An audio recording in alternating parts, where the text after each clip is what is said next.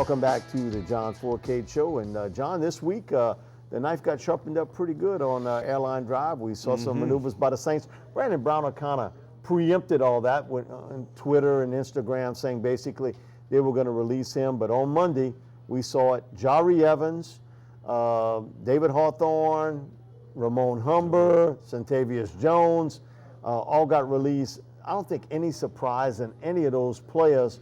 But I think it goes to show you that this football team is not tweaking the roster. You rebuilding your football team. Well, they have to find some way to get better than what happened in the last couple of seasons right now, Mike. And granted, they got to get rid of some money. Some players have got to go. You know that. They're going to slice and dice. I know they try to restructure or do something with Ellaby. They did that. I think, they talk about Drew Brees, what they're going to do with him to try to get him to free up some money. But there's a lot to be done, Mike. We talked about it. It's right around $21 million, I guess. They're over the cap. And they $21.9 million of dead money. That's what I meant to say, dead money. And it's unbelievable. And that's dead money. That's money that's sitting there. You can't use it. You can't do anything with it. And you can see here, Drew Brees at $20 million, Max Unger 4.7. Ellaby got his cut down from that 4.5. Morstead over $3 million. Marcus Colston, you sort of believe, John, that might be the next one to go, and Zach Strief a little bit over $1 million. So when you look at that, you can see that they're going to have to go to the Bank of Breeze. Right. They're going to have to go to that to kind of work some things out, that they can get some cap money to play in free agency. And even Thomas Morstead's not safe. And I mean, I hate to say that. I think he's a heck of a punter in this league. But when you're paying your punter over $3 million, you can see where that either, he may get the deal. Listen, you got to take a pay cut, or we might have to release you. Well, that's going to be throughout the league. Everybody's looking at their roster, figuring out what's going on. And nowadays, he's getting to the point, kickers don't last as long. You got some punters, some kickers, you give them 3 or 4 years. If you get up with the money, they'll let you go. Out of there. They're going to find guys now, and they have to. It's getting outrageous with some of these figures these guys are getting nowadays. And they're talking about it right now with some of these quarterbacks who are up, and should they pay middle of the pack quarterbacks to $17, $18 million? No way. You can't tell me some of these quarterbacks are worthy of making it. Now, Drew, he's up in age. But you understand that. It's a different scenario, but you could work something out with that. But I don't know if it's going to be enough to get them. That's why some of the names you saw in there, Mike, they might be getting cut, released, work some restructuring with a few other guys. But they got a lot of work to be done, and that's what needs to be done to get this team back to even hoping to get back in the playoff pictures. I think one of the things with the release of Jari Evans goes to show you that this team is going to have to go veteran free agency to pick up 2 starting guards, not just one, but 2 of them along the offensive line. You got to rebuild your inside. You have Unger, you have your tackles with Pete and Armstead, and eventually, guess what? You're going to have to pay Armstead a lot of money too, because he's one of the elite tackles in this business. So you're going to have to go out and I think do what kind of Elway did in Denver and bring you some veteran players in, especially along the interior offensive line. Just look at last year, Evan Mathis was cut loose because of a salary cap issue with the Eagles. No one wanted to pay him a lot of money. He sat out. All of a sudden, he hooks up with the Broncos, doesn't make as much money, but he's a Super Bowl champ. Well, the whole factor we all know as well is if you don't have the players, you can't participate in the playoffs or the Super Bowl. Now, look, what the Saints got to do is one of 2 things. Either get veteran players on the offensive side of football and then go draft-wise on the defensive side of football. Mike, they need pass rushers big time. We know that. You saw what happened in the Super Bowl. You got defensive help up front. You got pass rushers. That's going to get you in the playoffs. That's going to get you a winning squad. Then you need secondary. I'll say this much. Give me the guys that Denver had back there covering, and you can bring some guys in there. That's what the Saints have not had.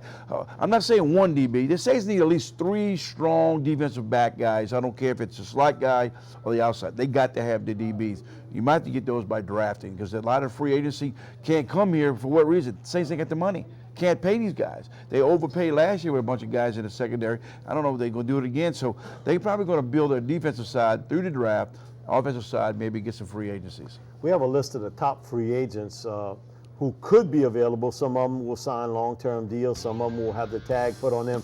At the top of the list, Von Miller, that's just a sniff. You know where you're going to get a hold of him. Josh Norman, the Panthers have already said that they'll put the tag on him. Right. Interesting player, Muhammad Wilkerson, the defensive end with the Jets. They've spent a lot of money on defensive linemen. He may be one of those guys that chips in a lot of money. Alshon Jeffrey, wide receiver from Chicago. Cordy Glenn, the tackle. Jason Pierre-Paul, man, you wonder if you're going to spend a lot of money on a guy. With a one-arm player. With a one-hand player. Injury player. Eric Berry, what a great season he's had. What a great story Eric Berry's had to come back from certainly the health issues he's had. Malik Jackson, I think, has certainly made himself a lot of money. Oliver Vernon, defensive end from the Miami Dolphins. Doug Martin, you don't see a lot of free agent running backs. I think Doug will end up back with Tampa Bay. Bruce Irving, who has said he'll take a hometown discount to stay with Seattle, depending on how hard that discount is. Yeah, because, you know, he's a pass rusher. And Russell Okong, their starting left tackle. Eric Weddle, I think, who has played himself out with the San Diego Chargers, and an interesting player in Sam Bradford with the Eagles. I can't see Sam coming back. That's one of the guys I'm talking about, you know, paying him $18, $19 million. Not going to happen. The guy that I think the Redskins will re-sign, Kirk Cousins. I think we've seen the last of Matt Forte with the Chicago Bears. Andre Johnson, who's wanting a big salary with the Cincinnati Bengals. You mean Andre Smith? Andre Smith. Danny Trevathan, the linebacker with the Broncos, who I think's got a chance to also chime in pretty good.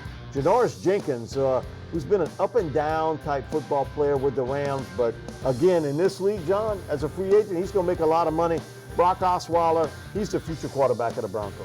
Well, I mean, they got a lot of guys on this list, and there's a lot of other guys that aren't on the list. We all know there's a bunch of free agency out there, but question is, if you're talking about the New Orleans Saints going after these guys, where are they going to get up the money? They got to find money to pay these guys. All those guys want heavy cash. And that's the only issue with it. Now, if you can work some deal out of maybe getting one of those guys that you might need to help, and it's got to be on the defensive side of football, that they can go after. But that's why I think the defensive side of football, they're going to have to go through the draft, and then they can bring in some free agencies of guys who are probably on their way out of their career. But these guys here that we looked at on this, man, that's some high-priced guys there. And I would love to have about 5 or 6 of them to be on the Saints squad, but that's a lot of money. A lot of these guys probably get franchise tags, too. The other thing, too, is the teams that have money a lot of times are the worst teams. Right, correct. And so do you want to kind of hitch your wagon to a team you're really not sure if they're going to be a playoff-type team in the next year or two? So that's part of it. But you being a former quarterback and understanding that you got rid of Jari Evans, you look at the Saints' offensive guards, wouldn't you rather have that veteran come in than have to draft some guy, especially in today's game where there's so much funnel pressure? You want to protect your inside. I think that's one of the things everybody talks about defense. I think maybe the first move the Saints make is to bring in a veteran offensive guard. Well, I think that's what I was trying to get to. The point is that I think the Saints go and try to bring veteran players for the offensive side of football because they already got enough players offensively that they can still win in this league and do well enough and win some football games, put points on the board. The defensive side, they got to, I think, down the road, they got to start building it by the defensive side by going with younger players, getting some fresh guys in there, some guys that won't cost you as much. Because you got to pay one side over the other side. If you want to protect Drew Brees and keep him around a couple of years, you better get some guards that you got to pay. The other thing, too, is the fact that now you pay in the piper. From 2010 to 2014, 5 years, you end up with 6 players, all those bad draft choices. I think now everything's chips in now because of the fact you've drafted so bad for such a long period of time. The chickens have come home to roost for you. Now you got this huge salary cap situation you have to deal with. You got $22 million in dead money. Where are you going to go other than the draft again to try to rebuild this team? You can't do it like Elway did. Right. But just because of the fact you don't have the money to go out and get those free agents. Well, one name we could go out on the board and say that ruined this whole thing, his name is Junior Gillette. That's the money that That's $11.5 almost $12 million right there, dead money. And you're paying guys like that who aren't really producing, and it happens. I mean, you took a shot at it. It was ridiculous. I don't believe in one-year wonders. You don't play and have a great year, and then all of a sudden we're going to throw the bank open. Just open the doors. Go take what you want. And that's what the Saints have done lately with a bunch of these guys, and then they go out and get guys like that.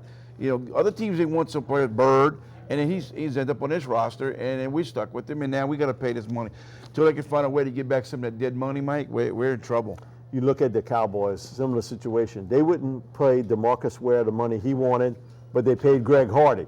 I mean, so it goes to show you, I mean, what did you trade for? In essence, you got a guy who's a troublesome player for a guy who's a non-troublesome player that one day is going to be in the NFL Hall of Fame in DeMarcus Ware. More with the John Fourcade Show, sponsored each week by Veterans Ford.